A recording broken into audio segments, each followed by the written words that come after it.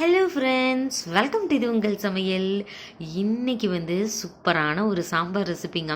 ரொம்ப நாள் ஆச்சு இந்த மாதிரி சாம்பார் ரெசிபி பார்த்தேன். இதுக்கு முன்னாடி பருப்பே இல்லாமல் சாம்பார் எப்படி செய்கிறது அப்படின்னு சொல்லிட்டு ஏற்கனவே வீடியோ போட்டிருந்தோம்.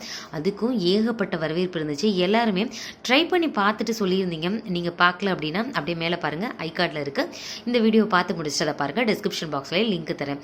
இந்த சாம்பார் அப்படின்னா நீங்கள் இட்லி ஊற்றுறதுக்குள்ளே ரொம்ப ஈஸியாக அதை செஞ்சிடலாம். சொல்லப்போனால் சட்னி செய்கிறத விட இந்த சாம்பார் ரொம்பவே ஈஸிங்க. அப்படி என்ன சீக்ரெட் அப்படின்னு தானே பார்க்குறீங்க? வாங்க, டைம் வேஸ்ட் பண்ணாமல் இந்த இன்ஸ்டன்ட் சாம்பார் எப்படி செய்யலாம் அப்படின்னு சொல்லிட்டு வீடியோக்குள்ளே போயிட்டு சட்டுன்னு பார்த்துடலாம். இந்த சாம்பார் செய்கிறதுக்கு ஃபஸ்ட்டு ஒரு குக்கர் எடுத்துக்கலாம். குக்கர்லேயே நம்ம செய்ய போகிறோம்.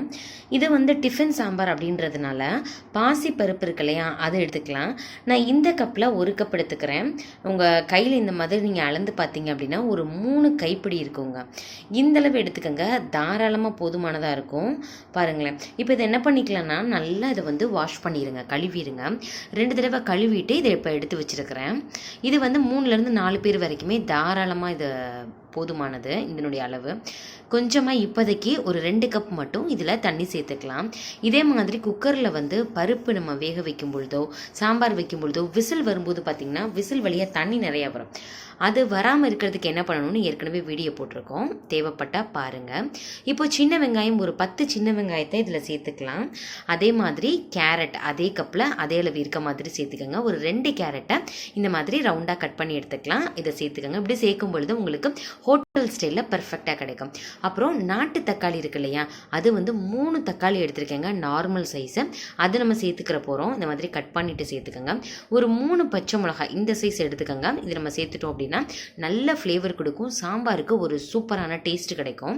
அதுக்கப்புறம் உங்களுக்கு விருப்பப்பட்ட காய்கறிகள் எதுனாலும் சேர்த்துக்கலாம். இப்போ இந்த பச்சை பட்டாணி சீசன் அப்படின்றதுனால அந்த இது நான் சேர்த்துருக்கிறேன். இதை நீங்கள் வாங்கி நல்லா ஃப்ரீசரில் ஸ்டோர் பண்ணிட்டீங்க அப்படின்னா 6 மந்த்ஸ் வரைக்கும் கூட கெட்டே போகாது. இந்த மாதிரி நீங்கள் எடுத்து உள்ளே இருக்கிற அந்த பட்டாணியை எடுத்து நீங்கள் ஒரு பாக்ஸில் போட்டு சம்படத்தில் போட்டு ஃப்ரீசரில் வச்சிங்கன்னா அது அப்படியே இருக்குங்க. இன்னும் கொஞ்சமுமே தண்ணி சேர்த்துக்கலாம். சப்போஸ் நீங்கள் பட்டாணிக்கு பதிலாக வேறு காய்கறிகள் கூட சேர்த்துக்கலாம். உருளைக்கிழங்கு இருக்குது அப்படின்னா அதை கூட சேர்த்துக்கலாம். இப்போ இதை நல்லா மிக்ஸ் பண்ணி விட்டுறலாம். இந்த சாம்பார் செய்கிறது ரொம்ப ரொம்ப ஈஸி. இப்போ காய்கறிகள் எல்லாமே சேர்த்துறோம் இல்லையா, அடுத்து மசாலா ஐட்டங்கள் சேர்க்க போகிறோம். தண்ணி பார்த்திங்கன்னா ஒரு 5-6 கப்பு தான் சேர்த்துருக்கிறேன். இதுக்கு கொஞ்சமாக ஒரு 1/2 டீஸ்பூன் மஞ்சள் தூள் சேர்த்துக்கலாம். மஞ்சள் தூள் கூடுதலாக போனாலும் ஒன்றும் கவலை இல்லை. ஏன்னா கொஞ்சம் எல்லோ கலரில் நம்மளுக்கு இட்லி சாம்பார் இருந்தால் டேஸ்ட்டும் நல்லாயிருக்கும், பார்க்குறதுக்கு அந்த ஹோட்டல் ஸ்டைலில் நல்லாயிருக்குங்க.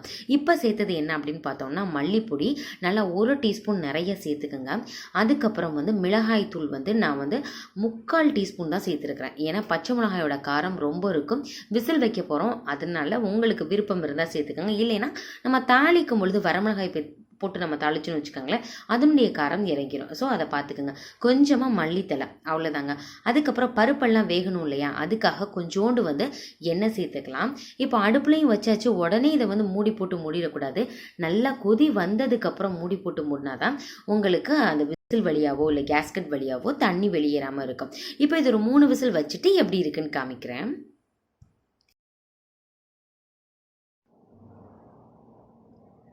நுரக்கட்டி வரும்பொழுதே நீங்கள் மூடி போட்டு மூடிட்டிங்கன்னா உங்களுக்கு விசில் வழியாக வந்துடும். ஸோ அதனால் பார்த்துக்கங்க. இந்த மாதிரி நல்லா கொதி வந்ததுக்கப்புறம் லாஸ்ட் ஒரு மிக்ஸ் நல்லா இந்த மாதிரி கலக்கி விட்டுக்கோங்க. ஏன்னா அடியில் பருப்பு போய் ஒட்டிக்கிறோம். இந்த ஸ்டேஜில் கலக்கிட்டு அதுக்கப்புறம் ஒரு மூடி போட்டு மூடுங்க. இப்போ ஒரு டீஸ்பூன் எண்ணெய் மட்டும் சேர்த்துட்டேன்.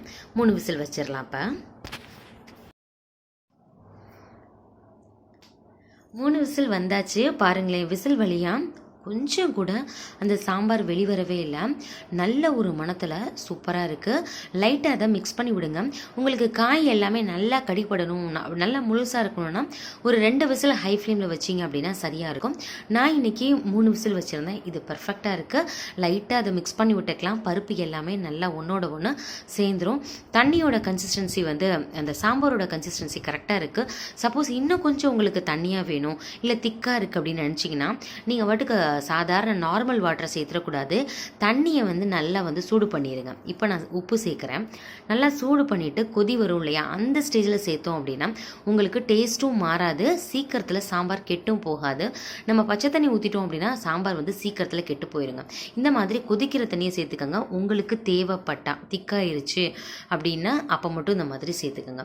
இன்னும் நம்ம வந்து தாளித்து விட்றது மட்டும்தான் நல்லா சூப்பரான டேஸ்ட்டில் இருக்குது. உப்பு காரம் எல்லாமே கரெக்டாக இருக்குது. உங்களுக்கு வந்து காரம் கம்மியாக இருக்குன்னா தாளிக்கும் பொழுது கூடுதலாக 2 மிளகாய் வத்தல் சேர்த்து தாளிச்சிக்கலாம். இப்போ தாளிக்கிறதுமே ரொம்பவே இம்பார்ட்டண்ட். நீங்கள் வந்து நல்லெண்ணெயில் தாளிக்கலாம். 1 டீஸ்பூன் நெய் எக்ஸ்ட்ராவாக சேர்த்தோம் அப்படின்னா டேஸ்ட்டு அட்டகாசமாக இருக்கும். நான் இன்றைக்கி நல்லெண்ணெய் மட்டும் தான் சேர்த்துருக்கிறேன். இதில் 3/4 டீஸ்பூன் கடுகு சேர்த்துக்கலாம். அதுக்கப்புறம் சீரகம் இருக்கு இல்லையா, அது ஒரு 1/2 டீஸ்பூன் சேர்த்துக்கலாம். அப்புறம் சாம்பார் வந்து கூடுதலாக மணமாக இருக்கணும் அப்படின்றதுக்காக வெந்தயம், ஆனால் கொஞ்சோண்டு தான் எடுத்துக்கணும், 1/4 டீஸ்பூன் தான். ரொம்ப சேர்த்துட்டோம் அப்படின்னா அது ஒரு மாதிரி கசக்கிற சுவை மாதிரி வந்துடும். இப்போது ஒரு 2 வத்தலை கிள்ளிட்டு இதில் எடுத்துருக்கிறேன். இதையும் சேர்த்துட்டு நல்லா வதக்கி. அப்புறம் கொஞ்சமாக கருவேப்பிலை மட்டும் சேர்த்துக்கலாம். அப்புறம் மறக்காமல் பெருங்காயத்தூள் நல்லா வாசனைக்கு சேர்த்துக்கங்க. இப்போ நல்லா கலர் சேஞ்ச் ஆனதுக்கப்புறம் நம்ம சாம்பார்லையும் சேர்த்துடலாம். இட்லி தோசைக்கு அட சாப்பிட்டுட்டே இருக்கலாம். அந்த அளவுக்கு ரொம்ப டேஸ்டியாக இருக்கும். ஆனால் செய்கிறதுக்கான நேரம் ரொம்ப ரொம்ப கம்மி. நீங்கள் வந்து இட்லி ஒரு ஈடு எடுக்கிறதுக்குள்ளே எல்லா காயும் டக்கு டக்குன்னு போட்டு தாளிச்சு ஊற்றிட்டோம் அப்படின்னா ரொம்ப பெர்ஃபெக்டாக ரெடி ஆயிரும். காய் பருப்பு இதெல்லாம் சேர்த்துருக்கிறதுனால ரொம்ப ரொம்ப சத்தான இந்த சாம்பாரை, இன்ஸ்டன்ட் சாம்பாரை நீங்களும் செஞ்சு பாருங்கள். செஞ்சு பார்த்துட்டு எப்படி இருந்துச்சு அப்படின்னு சொல்லிட்டு மறக்காமல் கமெண்ட் பண்ணுங்கள். கண்டிப்பாக இந்த சாம்பார் வைக்கிற அன்னைக்கு இட்லி கூடுதலாக தோசை கூடுதலாக தான் சாப்பிடுவாங்க. அந்தளவுக்கு பெர்ஃபெக்டாக இருக்கும். இப்போ நான் இன்றைக்கி வந்து இதை வந்து இட்லி கூட தான் சாப்பிட போகிறேன். ஓகே ஃப்ரெண்ட்ஸ், ட்ரை பண்ணி பார்த்துட்டு எப்படி இருந்துச்சுன்னு கமெண்ட் பண்ணுங்கள். தேங்க்யூ.